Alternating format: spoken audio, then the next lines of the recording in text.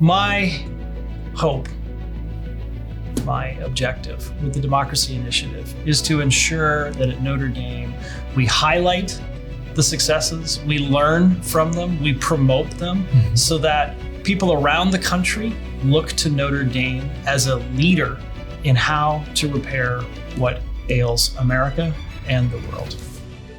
From the campus of Our Lady's University, this is For Good, Stories from Notre Dame, a behind-the-scenes glimpse into life under the Golden Dome and the powerful stories that drive Notre Dame to become a force for good in the world. Hello and welcome to For Good, Stories from Notre Dame. The topic of democracy is front of mind these days, especially now as we enter the summer of a presidential election year in the United States. But the principle of democracy is in the very fabric of Notre Dame, dating back to its origins. Father Hesper once said that students arriving here would, quote, immediately recognize democracy in action, unquote. And this university legacy has given rise to the newly launched Notre Dame Democracy Initiative. Our guest today has been asked to lead this important new initiative.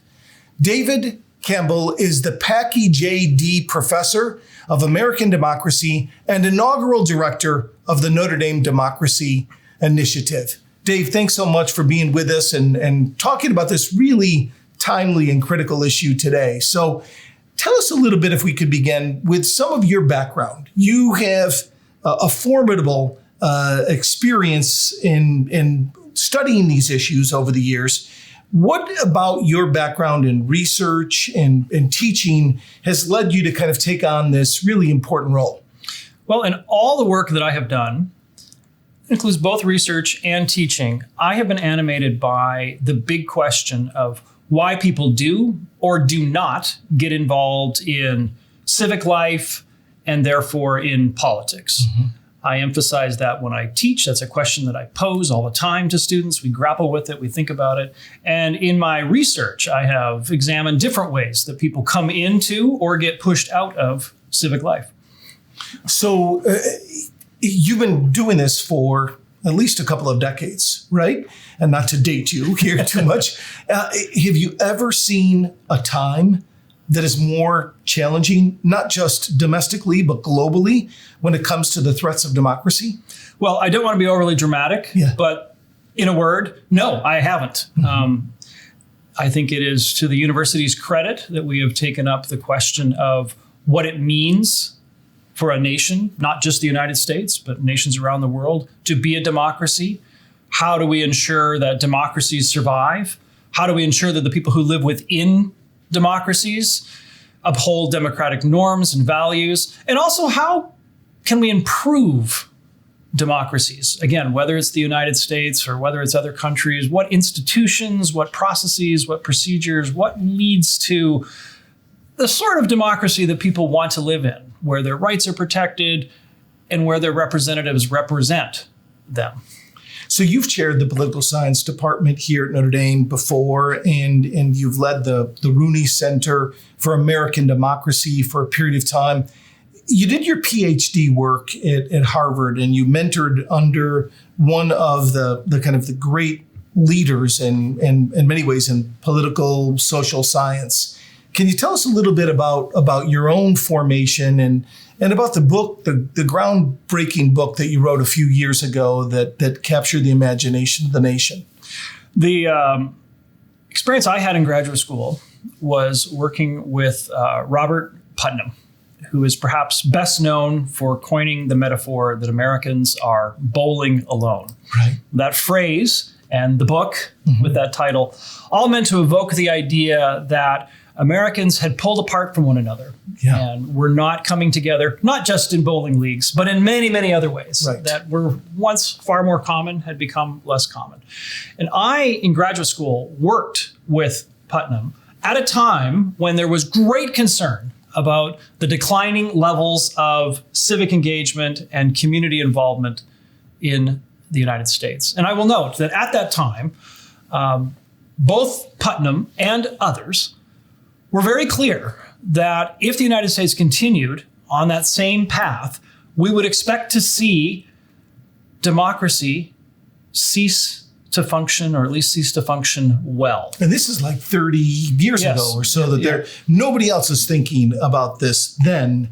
And obviously they were prophetic, and you among them. In a sense, yes. Because the idea that people come together in a community builds what is known as social capital, which is a jargony term that just simply refers to the networks and the relationships that people build with one another. And without that foundation of social capital, democracies just simply cannot function, because it is that bedrock of those relationships, those networks that lead to trust. It's trust that allows representatives to fully reflect the views of their constituents. It enables people to overcome what's known as the collective action problem, the difficulty of getting people together to do stuff. Right. Well, with my work at Harvard, I was interested in a variety of ways that people might get involved in civic life, one of which is schools, but another of which were religious groups, churches, mosques, synagogues, temples, etc. And so following my time in graduate school, after starting here at Notre Dame as an assistant professor, Putnam and I together wrote a book called American Grace, How Religion Divides and Unites Us. This book was a survey of the religious landscape in America and how religion fosters community. We examined all sorts of interesting questions about religion's role in politics, about religion's role in community, about how Americans of different religious faiths view one another. And it was from that book, I think, that I was really able to launch my own research agenda more fully into the study of religion and civic life in America. I remember reading that book years ago. Don't quiz me on it, but the one thing that jumped out to me was, and maybe you can refer to this, but the largest growing group among the religiously affiliated or disaffiliated were nuns. Can you say a little bit about that? Sure. Not N-U-N-S. Right. Yeah. We should clarify that when we say nun, again, another jargony term that refers to people who, when asked, what's your religion, will say, well, none. I don't have one. Right. You're right. Writing that book, which was published in 2010, we noted this trend of people turning away from at least identifying with a religion. Since then, I have actually published other work, including another book called Secular Surge, that focuses specifically on that population of Americans who have either turned away from religion or maybe never had a religion in the first place. Right.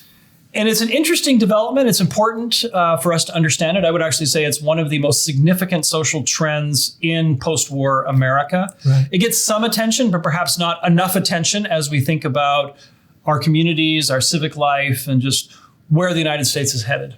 So there's so many questions I want to ask, but let me stick on that theme just for a second. Do you believe that the global pandemic, COVID in particular, accelerated this disaffiliation? The fact that people stopped going to church for a number of years. I know that as a parent, it's difficult to get your children back in the habit once you've broken it for a period of time. And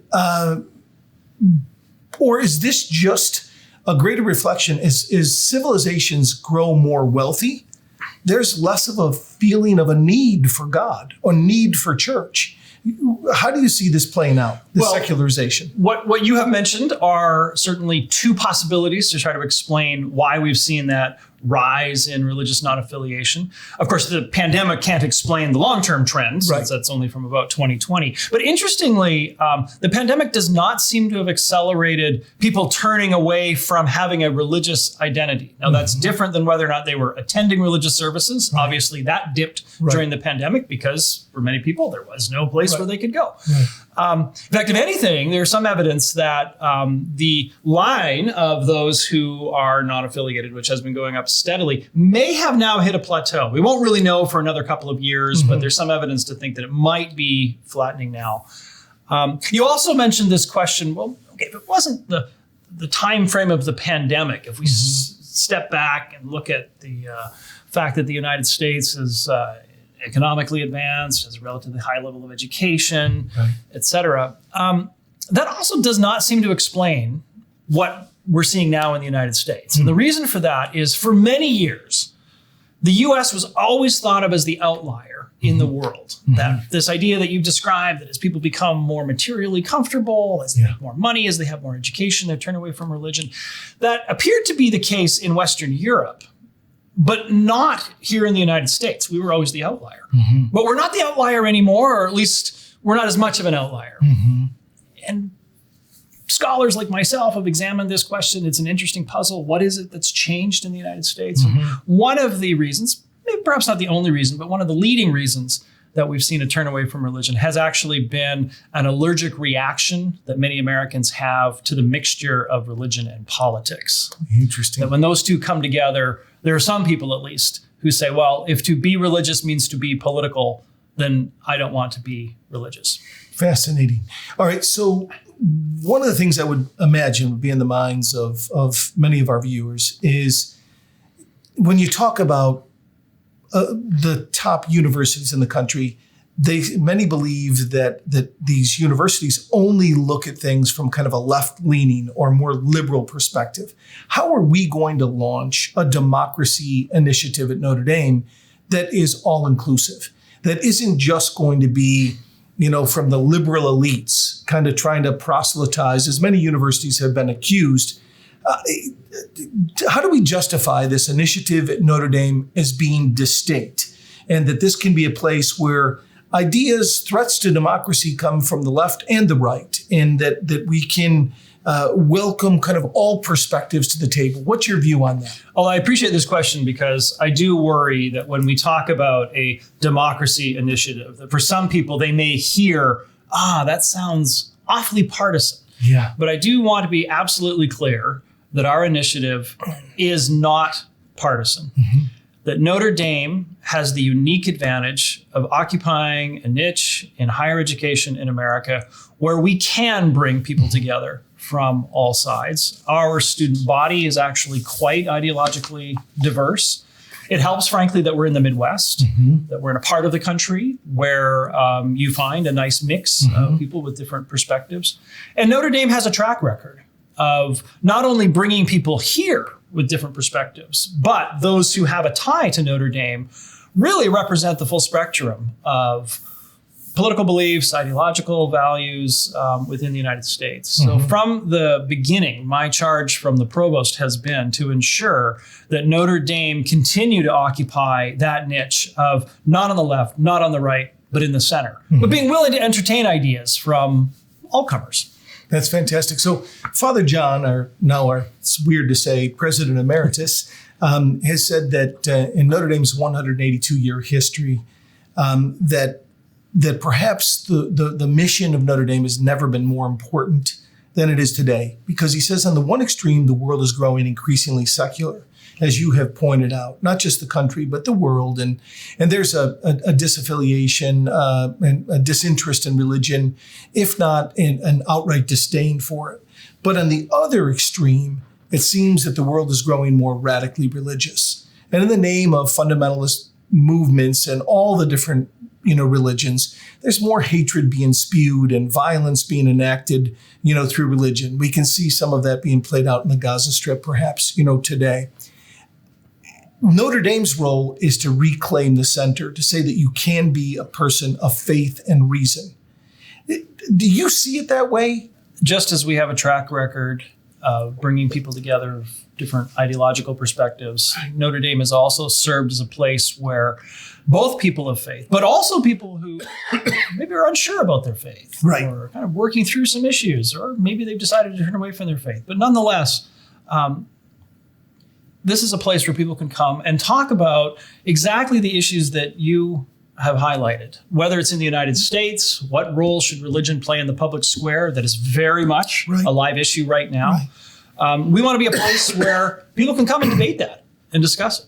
If we're looking beyond the borders of the United States, you're right. There are a lot of difficult issues about the role of religion, not just in any one country, but across the globe. And we need to be a leader in the conversations on that, research into that, again, convenings, bringing people here to campus so that they can grapple with those big questions. So Notre Dame's convening power will play an important role, being able to convene people from different perspectives.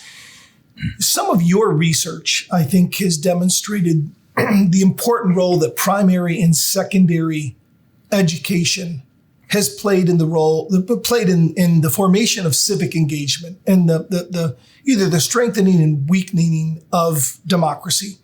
Tell us a little bit about that research and what you found. Well, just as I've been interested in the question of how religious organizations can bring people into civic life, I've also been interested in how young people learn about civic life, which is often what they learn at school. In my research, I have found that there are two very important factors that lead young people on a lifetime path of being civically engaged. One is that they are in a school community that is very much a community, that they feel a part of this group of people. This is an example of how social capital works, that a school is not just a place where you come and you have this transactional relationship. I learned a bunch of stuff and then I depart from it, but that it's an organization where you feel you have responsibilities. Right. And though in that way, schools can serve as kind of a training ground for what it means to be a democratic citizen. In fact, my first book focuses on that and examines how it is that young people learn the norm, that sense of civic responsibility, so that they do continue again on a lifetime of being engaged. But I'm also interested in what happens in the classroom. And it turns out that the most effective way to teach people, young people, about their government is not to have them sit and go through a bunch of dry textbooks and fill out a bunch of workbooks, but instead to give them the opportunity to debate and discuss the issues of the day. Debate is actually very important. It's important that it be done in an environment where all students feel like they can have a voice. So it actually takes some skill on the part of a teacher to lead those discussions. But the evidence is clear that it's in classrooms with that pedagogical technique that students learn more and are more likely to themselves be civically engaged. And perhaps even more importantly, those effects are greatest for the students who are least likely to learn that stuff at home. That kids who come from a lower socioeconomic background, they're the ones who benefit most from that form of civic education. Interesting. So it's not necessarily any posters on the wall or the Pledge of Allegiance or any other rituals, but you think it's fostering kind of civil discussion and debate around relevant issues that really helps to engender that commitment to democracy. Exactly. And I like the fact that you use the word civil discourse, because that's the advantage that a school has or a classroom has. It enables students to be in an environment where they can learn how to disagree with one another. As a nation, I fear that we are failing that test. But our young people, when they are in the hands of a skilled teacher, they do have that opportunity to learn how it is that we can disagree with one another and remain agreeable. How about the role of higher education in civic education in playing a fundamental role in our democracy? Are we failing? Looking across the board, what can we do to improve higher ed's contribution to democracy? In the last few years, I have actually been involved in multiple national efforts, one of which is led by the American Academy of Arts and Sciences, which is a pretty illustrious group. And these groups have brought together leaders of higher education to grapple with this question of, well, how is it that colleges and universities can contribute to promoting active, informed, democratic citizenship on the part of our students? And the reason that we're seeing so much attention in higher ed to that question is frankly because too many colleges and universities took their eye off the ball and were not fully focused on that dimension of what should be happening on campuses. Now, I don't want to condemn everyone, because there are certainly some examples around the country of institutions that do a very good job of this. And it's not as though leaders of higher education have completely ignored it. But in the last few years, there's been a greater appreciation for the importance of higher education to be involved in this in the same way that K through 12 schools are. And with the Democracy Initiative, I see Notre Dame as playing a leadership role in the country on that very question. How is it that we can ensure that our students, as we were saying earlier, learn how to engage in civil discourse? How do they develop the skills that enable them to be active contributors to their communities and informed citizens, whether they are citizens of the United States or elsewhere? Right. We are a global campus, and so we want to make sure that all students coming here receive an education in democracy. So how do you think a number of schools, top universities, are launching some version of a democracy initiative? How can we do it distinctively here at Notre Dame? Our democracy initiative has 3 pillars. We are going to focus on the very best scholarship. We're going to ensure, as we've discussed, that Notre Dame is a place for convenings, whether those be more on the scholarly side or the public engagement side, or there might even be meetings that don't necessarily make headlines because they don't involve the most high-profile people, but the people in the trenches who are actually in their communities getting work done. And we're also going to ensure that our undergraduate education, and where possible, our graduate education, also centers the importance of democratic involvement. Now, those 3 pillars set us apart. I can think of institutions around the country that have, as you said, similar efforts on democracy that maybe hit 1 or 2 of those. I cannot think of a single one where you see all 3 receiving the emphasis that they have here at Notre Dame. So while we're launching this new initiative, it's not like we're starting from scratch. We have some fundamental strengths and institutes and initiatives already going here that you're going to be able to build upon. Can you talk a little bit about some of those initiatives that have impact both globally as well as locally? This is actually what's so exciting about the topic of democracy and the Democracy Initiative at Notre Dame is that we are not starting from scratch. That would be a much heavier lift. Right. Instead, I like to use the analogy, we have what they would say in Silicon Valley is proof of concept. We know that Notre Dame can be a major contributor to the study of, the promotion of, the defense of democracy because, just to take one leading example, our Kellogg Institute, which focuses on democracy beyond the United States and historically has had most of its focus on Latin America. The Kellogg Institute for 40 years has been a global leader in promoting democracy in Latin America. Well, basically what we want to do with the Democracy Initiative is learn from what Kellogg has done and apply it both here in the United States and in other parts of the world as well. Yeah. Now, I just mentioned Kellogg as one example. We certainly have many other centers, institutes, and programs. In fact, part of my job as the leader of the initiative is to coordinate across those many units. And if anyone's spent any experience in higher education, you'll know universities are complicated organizations. So that actually takes a fair amount of my time to make sure that these very smart, creative people nonetheless do occasionally come together and have conversations so that we can ensure that we're all moving in the same direction. That's right. Breaking down the silos. Yeah. So I think that one of the most overused words in our society today is unprecedented. You know, we tend to look at situations and we say it's unprecedented, like the nation has never been tested before, or other countries around the world haven't gone through similar challenges. How bad is, historically, would you say, the polarization that we're seeing in this country right now relative to other periods? I'm looking, in a sense, I'm throwing you a line to say, give me hope that you know we can make it through these difficult times. Well, the United States fought a civil war.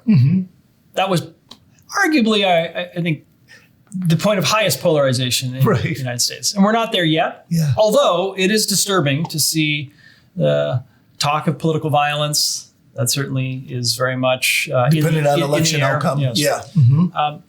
But I do actually want to provide some hope because I do worry that when we look at the current state, we think, oh, this is terrible. And there's no way that we can get out of the hole that the United States is currently in.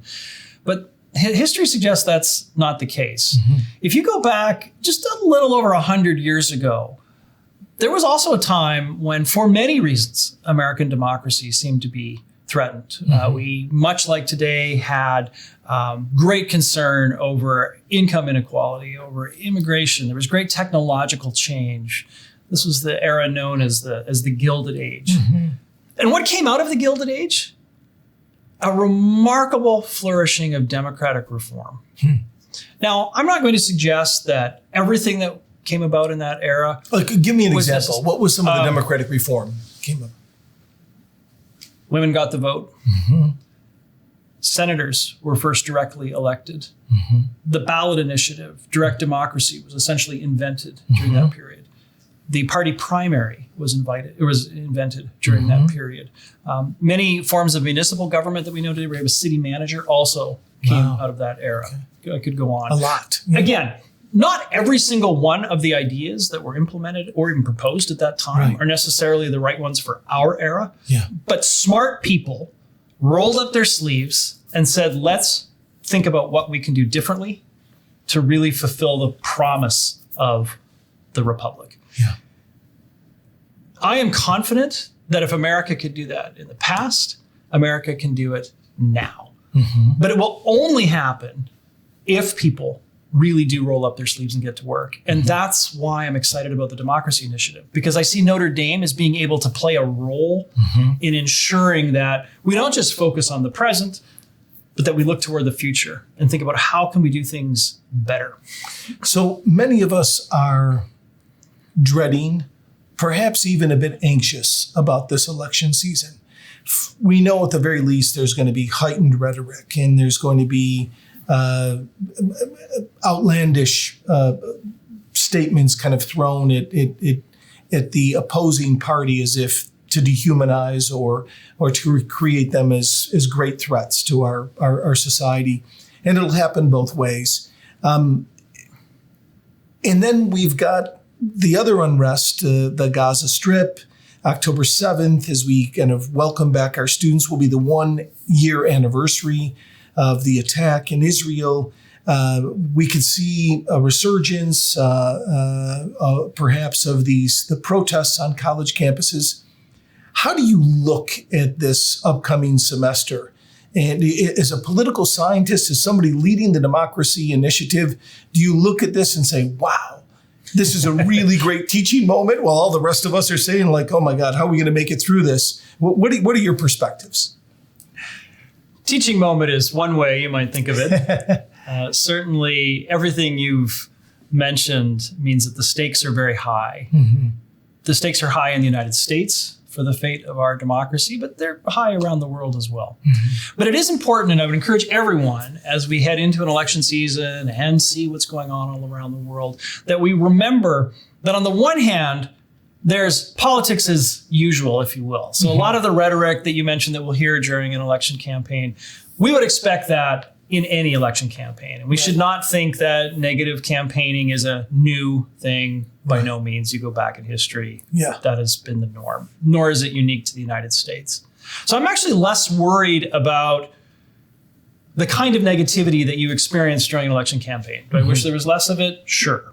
Do I think it's necessarily a threat to American democracy? No. However, there are some elements of our politics today that are not politics as usual and really should cause us concern. The hallmark of a true democracy is the peaceful transfer of power. Right. And if we do not have that, and we saw 4 years ago, it almost didn't happen. If we don't have that, it is difficult to say that the United States is truly living up to its democratic ideal as a republic, as envisioned by the framers. Do we have reason to be concerned about that? Well, certainly, if we just look back to January 6th, yes. On the other hand, it's very difficult to predict, of course, what will happen. It is concerning that there is a share of the population who have openly said that they would question the outcome of the election if their side doesn't win. That's something to keep an eye on. There's actually a debate among political scientists over the support for political violence in the country. But everyone agrees that this is, again, something we need to keep an eye on. Some political scientists are in favor of violence? No one's in favor of it. The debate is over to what extent do we find support for political violence among the population. Okay, makes sense. And I would say that debate among social scientists, the fact that we're having it is itself a sign of where we're at as a country. I can assure you, 20 years ago, even 10 years ago, no political scientist was asking the question of whether or not we should worry about widespread political violence in the United States. It just wasn't on the agenda. Right. Well, it is now, and that's why people are debating it. So tell us a little bit about the how. We're going to be trying to raise money for really taking this democracy initiative to the next level and making Notre Dame a distinct leader in these discussions and also in the promotion of democracy, both domestically and abroad. Tell us about the how. How are you going to do that? You mentioned the 3 pillars, but even more kind of getting your hands dirty, how are you going to implement this democracy initiative? Well, if we take each of the pillars in turn, in terms of scholarship, we want to make sure that Notre Dame is a home for the world's best scholars on the topic of democracy. That means that we support the scholars we currently have. It means that we are a place that can attract the very best scholars, and once they're here, ensure that they have the resources to do the kind of cutting edge research that will not only diagnose problems, but can point to solutions. So scholarship, always first and foremost. On the education side, we need to make sure that our students in the classroom have the opportunity to take classes where they really grapple with the big questions about democracy. In my own case, starting 2-3 years ago, I started a course that I call Keeping the Republic. There's a play on Ben Franklin's famous line. He was asked, do we have a monarchy? Do we have a republic? And he responded, we have a republic if we can keep it. This is a large lecture class. I've designed it so that students, again, grapple with the big questions of what it means for the United States in the current era. Are we a democracy? Are we a republic? What does that mean? What are the threats to the norms, the values, the institutions? And I ensure that the students also have the opportunity to discuss those issues in small groups. So I employ a small army of undergraduate and graduate researchers or teaching assistants to lead those discussions. That's just one example. We'll have many more, and we'll have many activities that go on beyond the classroom. So we bring in a lot of speakers. We have a lot of conferences. We want to make sure that our students are exposed to the best minds and the most engaging ideas out there. On the convening side, the 3rd pillar, Notre Dame hosts a lot of events. We will continue to do that, but we will do so with a purpose because we want to make sure that the events that we are hosting, the activities that we're having, are opportunities for, as we've said earlier, people of different perspectives to come together and not just fly in, put on a show, and then fly out, but come here to grapple with those big questions so that we're, again, not just focused on problems, but we're looking toward solutions. And I see all of those things as working together. We hold a convening, students can attend and participate in that. We are having our faculty do leading research. We want our students involved with that. We want to make sure that at those convenings, Notre Dame's scholars are being highlighted. So it all sort of fits together. It's not 3 things working on parallel tracks. So give us an example or two of Notre Dame's convening power that you have seen on this campus that has brought different perspectives together. Just recently, the Kellogg Institute, which we mentioned earlier, hosted their inaugural Global Democracy Conference. This was, frankly, a very high-profile event that brought together journalists, practitioners, academics, groups that don't always come together, actually. They often find it kind of difficult to talk to one another, to find a common language. But Kellogg was able to bring them together. From all over the world? From all over the world, because the focus was not actually just the United States. It was not just Latin America, the globe. So I was on a panel, for example, with a foreign correspondent from NPR, another with someone from NBC News. As I mentioned, we had scholars from not just the United States, but all over the world, talking about democracy writ large. That's an example of a scholarly event. Right. Now, we've had other events over the last year. The forum here on campus focused on democracy. And as part of that, we had a number of exciting activities. We had Elena Kagan from the Supreme Court here. We showed a documentary about social capital and the life's work of Robert Putnam, who we were talking about earlier, and then had Putnam himself here in a very engaging conversation with hundreds of students. In fact, that particular event, the line for him to sign books stretched out of the building. He was here until 11:15 p.m. This is someone who has retired. He does not have to be doing this anymore. But he was determined to stay and talk with every single student. Amazing.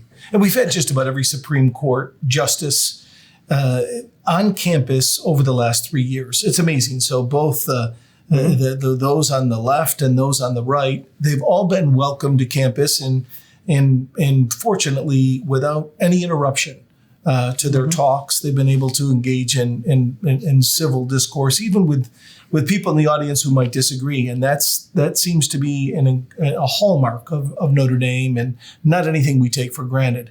I just want to say that first, I am really grateful that you're leading this initiative.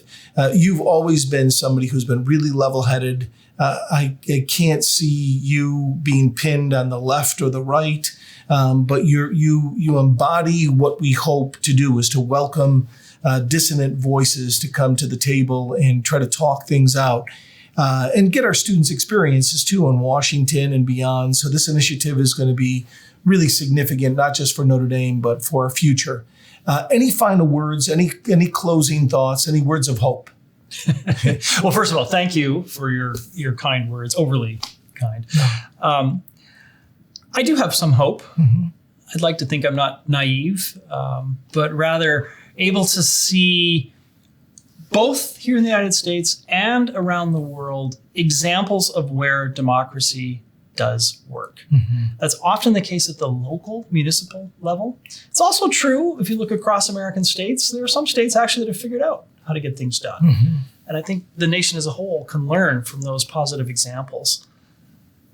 My hope, my objective with the Democracy Initiative is to ensure that at Notre Dame, we highlight the successes, we learn from them, we promote them, so that people around the country look to Notre Dame as a leader in how to repair what ails America and the world.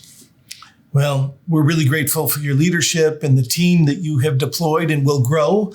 And we will keep you in our prayers and do everything we can to support this initiative. As we always close here, we welcome you in from your homes and office spaces, wherever you might find yourselves, to join us in prayer, and a prayer to Our Lady who continues to animate Notre Dame. Hail Mary, full of grace, the Lord is with thee. Blessed art thou among women, and blessed is the fruit of thy womb, Jesus. Holy Mary, Mother of God, pray for us sinners, now and at the hour of our death. Amen. Take care, God bless, and go Irish.